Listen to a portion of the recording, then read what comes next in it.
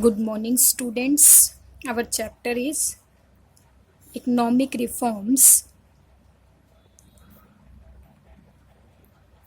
since 1991. Class 12th. Topic Privatization.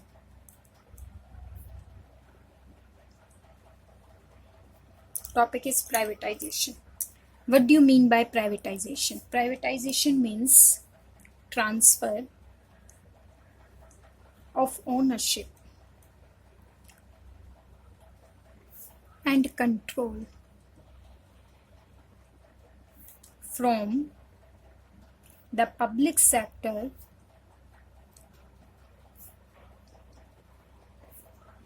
to private sector is called privatization. Clear? Privatisation means क्या हो गया? Transfer the ownership and control.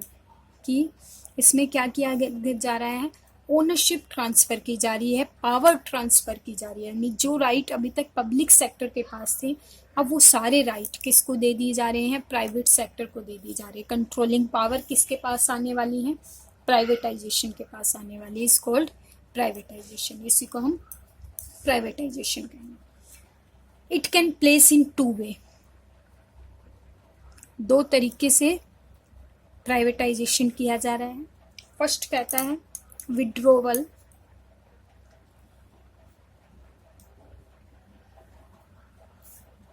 Of the government ownership and management from jointly owned enterprise. ठीक है. पहले ownership कैसे आई है? जो jointly ownership थी. ज्वाइंटली का मतलब है बोथ ऑफ देम, जिसपे दोनों का राइट था. Private sector as well as public sector. वहां से गवर्नमेंट सेक्टर ने अपने राइट को क्या कर दिया? विड्रॉ कर दिया. विड्रॉल मीन्स हटाना. वहां पब्लिक सेक्टर का, गवर्नमेंट का कोई भी रोल नहीं है. अपने राइट ओनरशिप मैनेजमेंट को विड्रॉ कर दिया और वो राइट किसको दे दिया? प्राइवेट सेक्टर को दे दिया. प्राइवेटाइजेशन बन गया. सेकंड उसने बताया है सेल ऑफ ऑल और some of the assets of public enterprises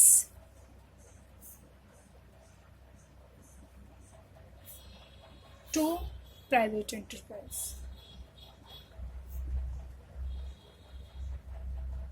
ठीक है. या तो सारी की सारी या फिर उसका कुछ पार्ट, या तो सारा का सारा विड्रॉ सेल कर दिया या कुछ हिस्सा पब्लिक एंटरप्राइजेस ने अपनी असेट्स को किसे ट्रांसफर कर दिया? प्राइवेट सेक्टर को. इसे भी हम क्या कहेंगे? प्राइवेटाइजेशन कहेंगे. क्लियर हो गया? दो तरीके से प्राइवेटाइजेशन कर दिया गया. ज्वाइंटली जो ओनरशिप थी वहां से गवर्नमेंट सेक्टर ने अपने राइट को हटा दिया. दूसरा जो असेट्स पे अभी तक पब्लिक सेक्टर का राइट था उसको सेल आउट कर दिया, कुछ पार्ट या सारा का सारा पार्ट किसको? Private sector. Next topic is need of privatisation. ठीक है. इस प्राइवेटाइजेशन की नीड क्यों हुई? क्यों जरूरत पड़ी हमें प्राइवेटाइजेशन की? Privatisation will promote competition and efficiency, which are important for growth and development.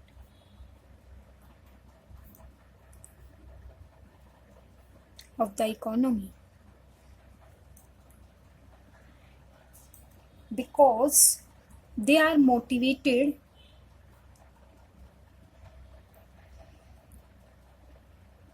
by self-interest,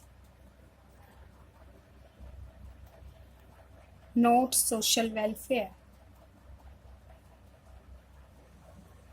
देखो नीट क्यों हुई सबसे पहले, क्योंकि प्राइवेटाइजेशन जो है वो किस चीज़ को प्रमोट कर रहे थे, कंपटीशन क्रिएट कर रहे थे इकोनॉमी में, एफिशिएंसी लेवल से काम कर रहे थे, क्योंकि वो कंट्री में ग्रोथ और डेवलपमेंट कर रहे थे। उसका पर्पस क्या था इसके पीछे, क्योंकि उनका पर्पस सेल्फ इंटरेस्ट था, ठीक है, प्रॉफिट अर्निंग था उनका मेन मोटिव, हम ये कह सकते हैं। इसलिए वो क्या करते थे, फुल एफिशिएंसी लेवल से काम करते थे, जिससे कंट्री में कंपटीशन क्रिएट होता था, ग्रोथ होती थी, डेवलपमेंट होती थी, जबकि उनका मोटिव सोशल वेलफेयर करना नहीं था। Clear. Next point, leakage, pilferage, inefficiency and corruption had come so rampant in PSU, so that their privatization was considered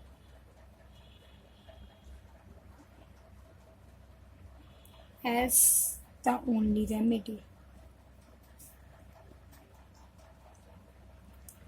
second point ये भी था कि धीरे धीरे क्या हो रहा था, लीकेज होती थी। पिलरेज का मतलब होता है चोरी करना, चोरी की जा रही थी, इनएफिशिएंसी लेवल से काम हो रहा था, करप्शन क्रिएट हो रही थी किस सेक्टर में, ये सारी चीज़ें जो है वो रैम्पेंट का मतलब होता है काबू से बाहर होना, कंट्रोल से बाहर होना, धीरे धीरे पीएसयू सेक्टर के कंट्रोल से बाहर हो रही थी, यानी जो पब्लिक सेक्टर था वो पूरी तरीके से करप्ट हो रहा था। इसलिए इसकी रेमेडीज के लिए, इसके उपाय के लिए सिर्फ एक ही सेक्टर नजर आया, प्राइवेटाइजेशन की। पब्लिक सेक्टर को क्या कर दिया जाए, प्राइवेटाइजेशन किया जाए, ताकि इन चीज़ों के ऊपर कंट्रोल किया जा सके और कहीं ना कहीं इकोनॉमी को इससे इफेक्ट हो रहा था, इसलिए भी प्राइवेटाइजेशन किया। Now the next point is privatisation will also attract FDI and promote diversification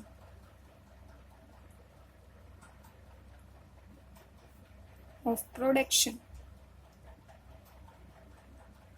इससे क्या हो रहा था, therefore it implying a wider choice for the consumer।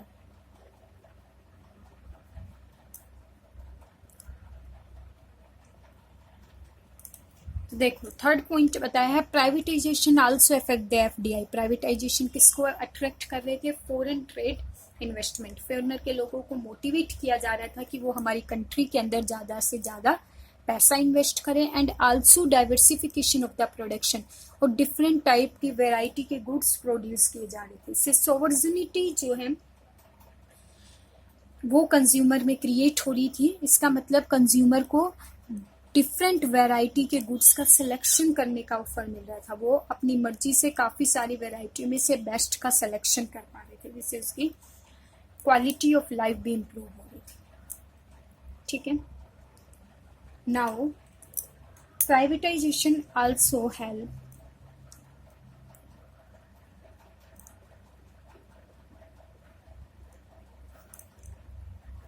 help in improving managerial efficiency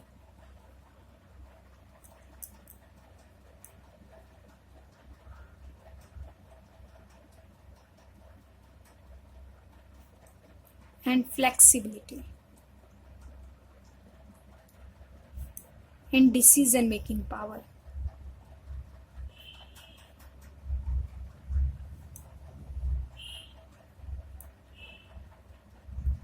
and is free from the government intervention।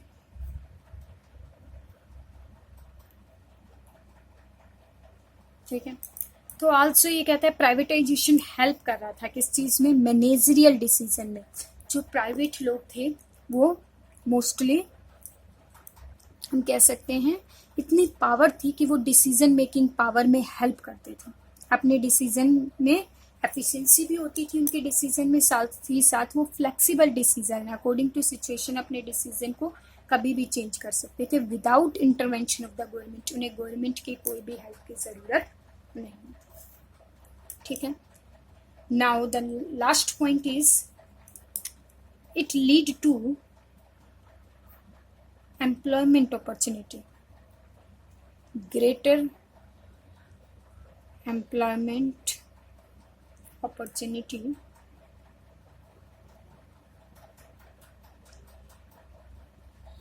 and income earning opportunity। ठीक है, तो privatisation जो है वो वर्क प्रोवाइड कर रहा था, ज़्यादा से ज़्यादा प्रोडक्शन हो रहा था, प्रोडक्टिविटी लेवल रेज हो रहा था, जिससे लोगों को एम्प्लॉयमेंट अपॉर्चुनिटी मिल रही थी और कहीं ना कहीं इनकम जनरेशन का ये सोर्स बन रही थी। तो भी ये हेल्प कर रही थी प्राइवेटाइजेशन इकोनॉमी के ग्रोथ और डेवलपमेंट में। इसीलिए भी नीड थी कि प्राइवेटाइजेशन लाया जाए, फुल एफिशिएंसी से काम हो, लोगों को एम्प्लॉयमेंट ज़्यादा से ज़्यादा मिले और लोग ज़्यादा से ज़्यादा अपने स्टैंडर्ड ऑफ लिविंग को रेज कर सकें। इसलिए प्राइवेटाइजेशन की भी नीड। ठीक है class, thank you very much.